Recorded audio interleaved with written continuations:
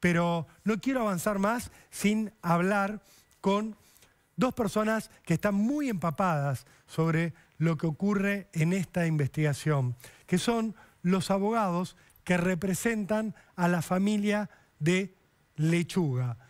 Los tenemos ahí en contacto con nosotros. Javier Baños, Sebastián Caijero, muy buenas tardes. Gracias por este contacto con Cámara del Crimen. ¿Qué tal Ricardo? ¿Qué tal Rolando? ¿Cómo andan? Un saludo a toda la audiencia también. Muy buenas tardes, ¿cómo están? Un gusto estar con ustedes en el programa. Gracias por atendernos, doctores. Les quería empezar preguntando por la hipótesis que tienen ustedes como más firme a esta hora. Ustedes que están metidos en la investigación, que están empapados, que están proponiendo pruebas, que por supuesto están yendo a reclamar justicia en nombre de la familia de Lechuga. Les quiero preguntar, ¿qué creen ustedes que le pasó a Lechuga en la semana que terminaba el 19 de julio cuando él se tenía que volver a Barcelona? Mirá, Ricardo, se están manejando muchísimas hipótesis de investigación. Te podríamos decir que hay más de 30. Y obviamente que algunas de estas hipótesis son un poco más fuertes que otras. No todas tienen el mismo peso o el mismo valor. Nosotros con Sebastián nos inclinamos sobre todo por dos, que son las más fuertes. Una es la que tiene que ver con las amenazas que se han filtrado, con los audios que ya están circulando lamentablemente por todo el país. Y la segunda hipótesis, y que entendemos, creo que es la más fuerte de todas, es la que se relaciona fundamentalmente con las últimas horas de vida de Fernando. Es decir, con las personas que rodearon a Fernando en sus últimos momentos de vida. Al ser un delito tan grave, hacer la investigación tan compleja y al existir tantos elementos de convicción y tantas, entre comillas, ¿no?, pruebas para analizar y para cotejar, no es posible aventurar una hipótesis de manera fehaciente en este momento incipiente de la investigación. Y además sería, quizás es entendible desde el punto de vista periodístico, ¿no es cierto?, pero sería hasta imprudente de nuestra parte hacer una acusación o una imputación con nombres y apellidos en este momento procesal. Por eso preferimos hacer las explicaciones del caso, pero sin dar ningún nombre y apellido. Yo te voy a decir qué es lo que nos parece a nosotros. Sí. Hay dos personas, no los vamos a mencionar, hay dos personas que dicen que han entregado dinero frente a una escribana pública. La escribana pública lo niega categóricamente, dice que lo único que hizo fue certificar unas firmas y que lo único que certificó fue un reconocimiento, un reconocimiento de deuda. Es decir, certificó las firmas en un documento que lo único que hacía era reconocer una deuda existente. Pero en ningún momento dice la escribana que vio ninguna suma de dinero. A esto hay que agregar que la realidad, la verdad es que es muy poco creíble que una persona sensata haya podido dejar en el medio de ese descampado que todos vimos, que prácticamente es tierra de nadie, a las 5, 5:30 de la tarde, a otra persona con $60.000 o $70.000 o $75.000, no importa la cifra, pero no la vas a dejar sola para que se pida un Uber y se vuelva a su casa. Y hay otro detalle fundamental, que es el de la camioneta Mercedes G500, que ayer, el día antes de ayer, no, el viernes creo que estuvo saliendo, el jueves y el viernes, ¿sí? Se estuvieron mostrando las imágenes en las pantallas de la televisión, los hemos visto. Y esa camioneta de color negra Mercedes-Benz es la que uno de estos sujetos, testigos o pseudo-testigos o testigos entre comillas, dejaron literalmente abandonada en ese predio. Estamos hablando de una camioneta que vale arriba de $200.000, entre $200.000 y $400.000. ¿Qué persona, yo le pregunto a ustedes, Ricardo y Rolando, qué persona va a ir con una camioneta de $400.000 a cobrar una deuda de $60.000, se vuelve con los $60.000 y deja la camioneta que vale 4 veces la deuda que iba a cobrar? Claro, es doctor, una locura, son muchas preguntas. Para clarificarle un poco a la gente que está siguiendo el caso y por ahí a la que llega recién a esta investigación, lo que dicen, y los nombres los pongo yo por supuesto, Maximiliano Pilepich y Nahuel Vargas, es el 18 de julio nos encontramos en General Rodríguez con Fernando Pérez Algaba. Él llega en una camioneta Range Rover que era de Pilepich, le damos el dinero, ya le habíamos dado la otra parte en la escribanía, le damos el saldo en efectivo, él nos devuelve la camioneta y nosotros dos, Vargas y Pilepich, nos vamos en la Range Rover. Y Pilepich deja supuestamente en General Rodríguez, en ese descampado, su camioneta Mercedes-Benz, que supuestamente vuelve a buscar por la noche. ¿Es así, Sebastián, esto que estoy reconstruyendo un poco en parte de lo que ustedes están contando? Sí, está perfecto. Entiendo que estás leyendo una declaración de ellos, que tenés acceso porque es tal cual como está en el expediente. A eso te puedo agregar que ya están apareciendo unas pruebas clave.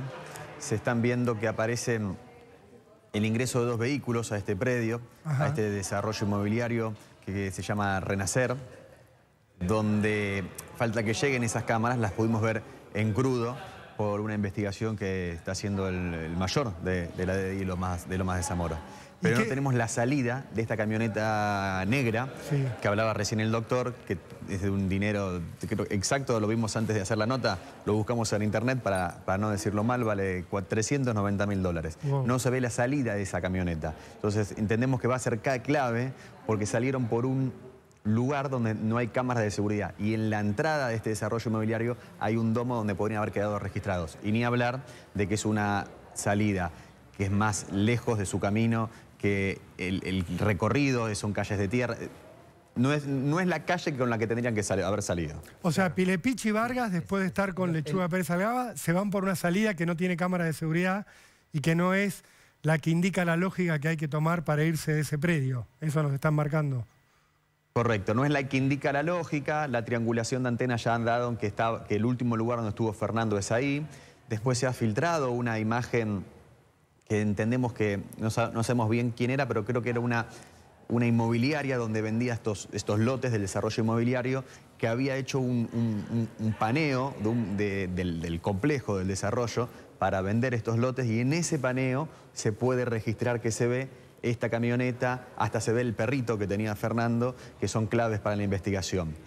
También se hicieron pericias donde en este predio había como un contenedor, un container, donde no sé si lo usaban de oficinas o para guardar herramientas o algún otro tipo de artefacto, donde ha dado una mancha, llamémoslo, una mancha asmántica, que todavía falta el resultado para ver si es sangre. Entonces, bueno, estamos a la espera de un montón de resultados para tener, no sé si llamarlo prueba, para una prueba suficiente como para poder imputarle, ¿no?, a una persona semejante hecho. Y el doctor te dijo 30 hipótesis. Tenemos 36 hasta el día de ayer y hoy se sumó uno que es la 37. Vamos, 37 hipótesis posibles de qué pudo haber pasado. Y me genera intriga la que se sumó. ¿Cuál es la 37? ¿Con qué tiene que ver? Sin dar nombres propios. La última, ¿me permitís? Sí, por favor, por favor. La última que tenemos, que siempre por los medios de comunicación, por ustedes, se han filtrado unos audios que han llegado a ustedes los medios de comunicación, donde Fernando decía que iba a hacer una denuncia contra unas personas el día anterior o el antedía anterior a su muerte. Entonces, bueno, se suma otro lineamiento de donde podría ir la investigación. Entiendo, sí, Sebastián, y es lo que estaban hablando sí, doctor Baños. Es lo que estaban hablando ustedes hace unos instantes de esta hipótesis que nosotros llamamos hipótesis número 37. Lo cierto y la realidad es que estamos en un momento incipiente de la investigación. Ustedes lo saben porque manejan este tipo de situaciones y este tipo de procesos todos los días en su programa. Así que es muy difícil aventurar o inclinarse en forma definitiva por cualquiera de estas hipótesis, porque en este momento no se puede descartar absolutamente ninguna de ellas. Hay una que es más fuerte, hay una que es más fuerte. ¿Cuál es la más fuerte de todas? Y esta gente que, te vuelvo a repetir, yo no quiero dar nombres propios, no me gusta que se ventilen los nombres de las personas al aire, porque después va a ser, si llegan a ser inocentes, va a ser una situación, te diría, imposible de revertir. El daño que se genera es imposible de revertir. Pero la realidad es que estas dos personas tienen que dar muchas explicaciones, que hay un montón de preguntas que nos hacemos que no tienen respuesta o que por lo menos no tienen una respuesta lógica.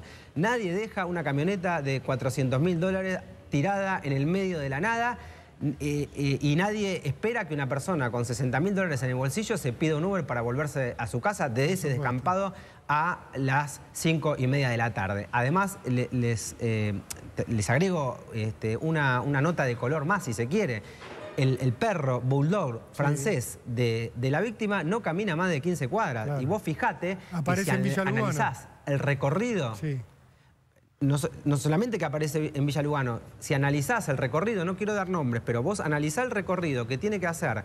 Fíjate en la declaración testimonial de uno de estos testigos o pseudo testigos o testigos entre comillas. Sí, casi. Desde dónde tuvo que trasladar la camioneta cuando se la pide la DDI para su secuestro. Y fíjate que qué casualidad, el perro aparece el mismo día y en el interregnum del camino que tiene que hacer entre donde estaba la camioneta y la DDI de Lomas de Zamora. O sea, usted me está hablando de la ruta Burlingame, muy a Lomas de Zamora.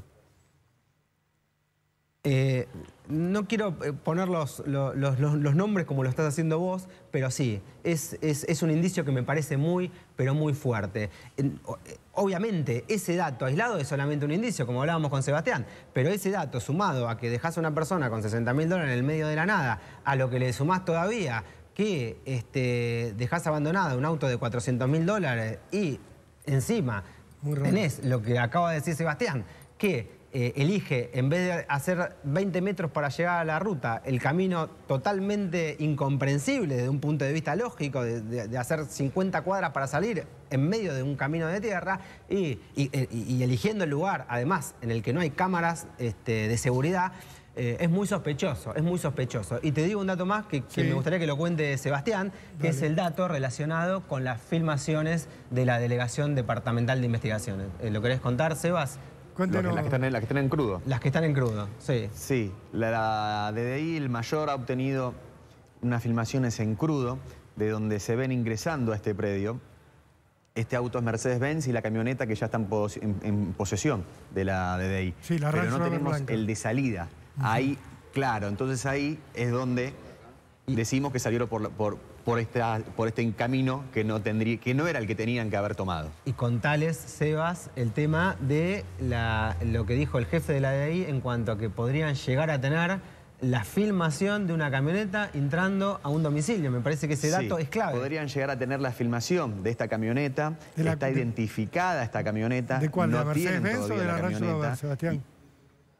De la Mercedes-Benz. La Land Rover ya está en posesión y en esa encontraron una manchita también que estamos al resultado que para ver que dé positivo, que sea sangre o no. ¿Y la Mercedes-Benz a dónde la está tienen identificada y ya se No, esa no la tenemos. Esa se ofició también a LOJAC para ver si podemos dar dónde está esta camioneta y el recorrido también que hizo.